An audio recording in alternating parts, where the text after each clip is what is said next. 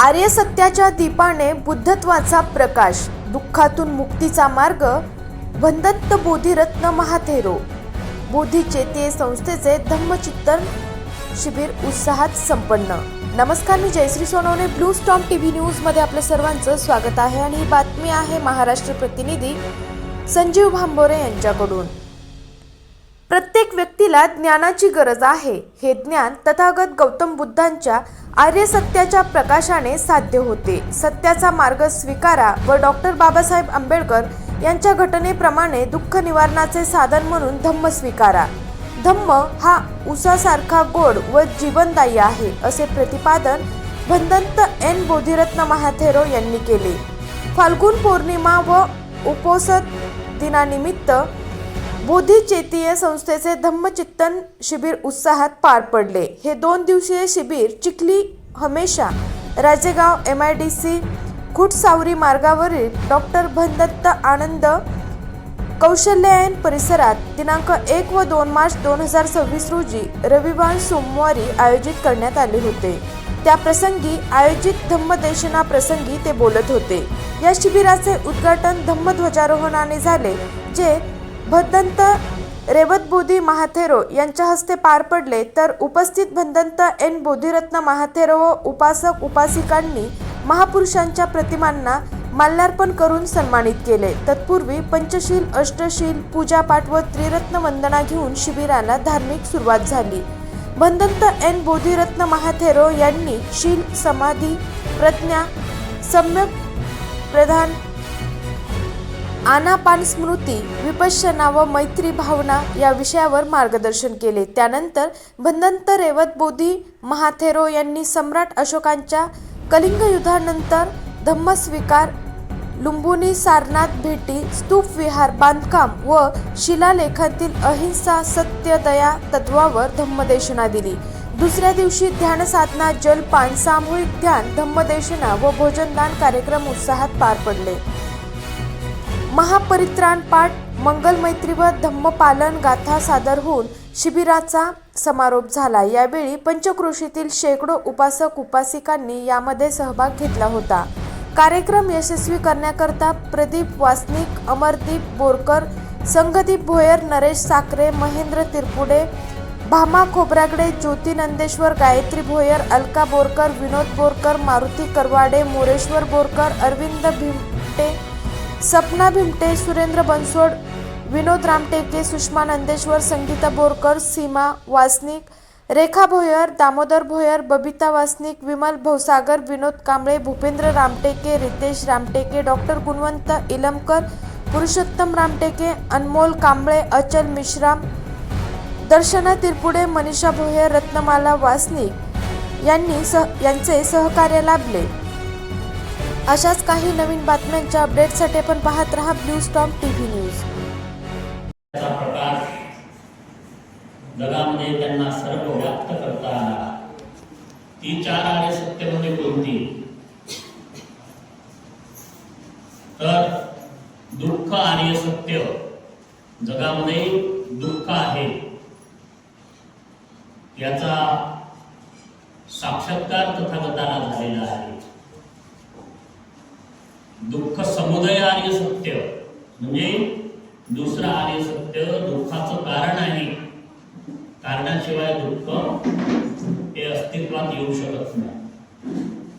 कोणतंही दुःख असो, शारीरिक, मानसिक, भौतिक, आर्थिक, राष्ट्राचं, कुटुंबाचं, समाजाचं जे काही दुःख असेल, या दुःखाचं कारण आहे. आणि ती कारण असल्या कारणाने दुःख समुदय सत्य जे आहे ते दुःख समुदय सत्य बुद्धांनी स्वीकारलेलं आहे. तिसरं आर्य सत्य म्हणजे दुःख निरोध आर्य सत्य. सर्वांनी व्यवस्थित ऐकायचं आहे. काही लोकांना जर नोट्स काढायचे असतील तर त्यांनी लिहून ठेवलं पाहिजे, काढलं पाहिजे. आपल्या माहितीसाठी आर्य सत्याचं ज्ञान प्राप्त करणं. शिबिरामध्ये जर आपण काय शिकलो असं विचारलं तर आपल्याला सांगता आलं पाहिजे. की बुद्धजींनी सुरुवातीला 4 आणि सत्यापासून सुरुवात केलेली आहे. तर दुःख समुदय आले सत्य, ते दुसरं दुःख आले सत्य पहिलं, दुःख समुदय दुसरं, आणि दुःख निरोध तिसरं आले सत्य. दुःख निरोध म्हणजे काय, तर दुःखाचं म्हणजे निवारण होऊ शकतं, दुःखाचा नायनाट होऊ शकतो, दुःख संपुष्टात येऊ शकतं. दुःख संपलं तर काय राहील आपल्याजवळ, सुख राहील. पण दुःख संपवण्याची तुमची श्रद्धा, तुमची इच्छाशक्ती पाहिजे. तुम्ही आतूनच जर दुःख समाप्त झालं पाहिजे असं तुम्हाला वाटत असलं तर तुम्ही काही कामच करीत नसले, त्याच्यासाठी काही मुक्तीचा उपायच करीत नसले तर ते दुःख जाईल का, जाणार नाही. आणि त्यासाठी गुरुने सांगितलं की दुःख निरोधगामिनी पटिपद आहे, दुःख निवारण्याचा मार्ग पण आहे. तो मार्ग काय करावा लागेल, आपल्याला चालावं लागेल. दुःख निरोधगामिनी पटिपदा, आर्य अष्टांगिक मार्ग म्हणतात त्याला. पटिपद म्हणजे काय, पटिपद म्हणजे प्रत्यक्षात मार्ग आहे.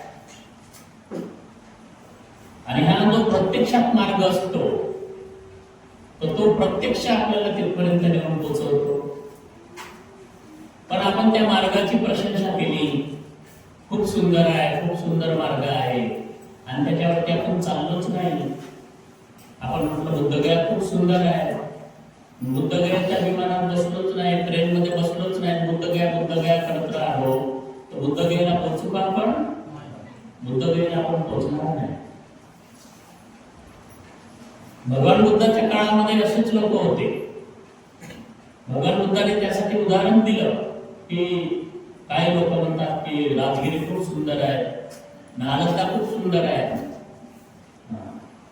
आणि कोणाला विचारलं बाबा नालंदाला कसं जायचं, राजगिरीला कसं जायचं, बुद्धगयेला कसं जायचं, तर त्याने सांगितलं असा असा मार्ग आहे, आणि तिथे जाण्यासाठी अशा अशा प्रकारे 1 दिवस म्हणा 2 दिवस म्हणा लागतात, आणि असं जाता येतं. तर माणसाने नुसते दिवस मोजले तरी तो तिथे पोहोचेल का, पोहोचणार नाही. त्याला आपल्या पावलामध्ये ताकद निर्माण करावी लागेल. श्रद्धाबल माणसाला तिथे घेऊन जाईल. काय घेऊन जाईल आपल्याला, श्रद्धा. म्हणून बुद्धाच्या धर्मामध्ये श्रद्धेला पहिलं स्थान आहे. काही लोक काय म्हणतात, धर्मामध्ये श्रद्धेचं स्थान नाहीये, चुकीचं आहे. भगवान बुद्धाने 5 बल सांगितलेले आहेत, श्रद्धा बल, स्मृती बल, वीर्य बल, समाधी बल, प्रज्ञा बल. किती बल झाले, 5 बल झाले. बल म्हणजे काय, ताकद, शक्ती, सामर्थ्य.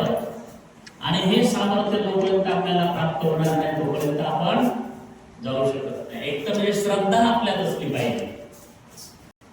तुम्हाला या विहारामध्ये येण्यासाठी जी प्रेरणा मिळाली, तुम्ही जे स्वतःला घेऊन आला ते कशामुळे आलात, तुम्ही श्रद्धा. श्रद्धा बल त्यांचं एकवटून आलं, ती श्रद्धा तुम्हाला बोधिचेतीमध्ये घेऊन आली. जर तुमच्या मनामध्ये श्रद्धाच नसती तर तुम्ही बायकां मुलांमध्ये, घरादारामध्ये, वावरा शेतामध्ये, नातवंडामध्ये खुश राहिले. आणि म्हणून श्रद्धा आहे तर ती ओढो. श्रद्धेने आपल्याला पूर प्राप्त पार करता येतो. श्रद्धा जर नसेल तर आपल्याला पूर प्राप्त करता येणार, पुरातून आपल्याला पार जाता येणार नाही. त्या पुरामधून पहिल्या तीरावरती जाण्यासाठी भगवान बुद्ध म्हणतात, या अलीकडच्या तीरावरती लोक नुसती गर्दी करतात.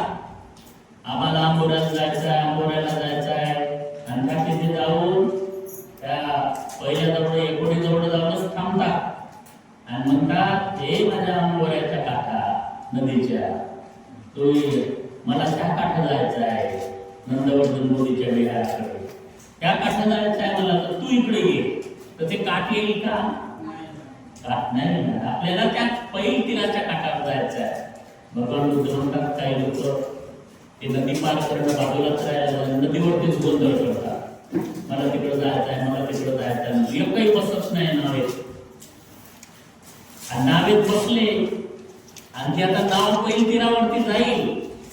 पण भगवान बुद्धाच्या काळामध्ये लोक नशेमध्ये चूर होते आणि आता तर विचारूच नका.